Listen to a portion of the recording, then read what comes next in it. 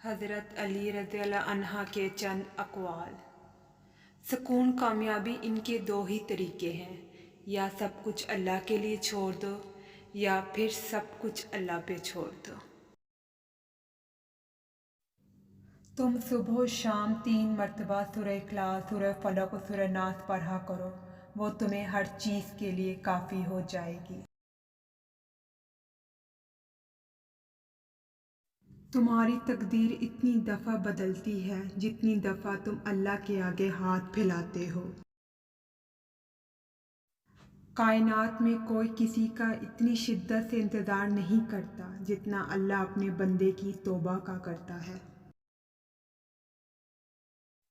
درود پاک پڑھنے والے کا گناہ 3 دن تک فرشتے نہیں لکھتے۔ تم استغفار کیا کرو، اللہ تمہاری ہر کمزوری کو قوت میں بدل دے گا اور ہر مشکل کو آسانی میں۔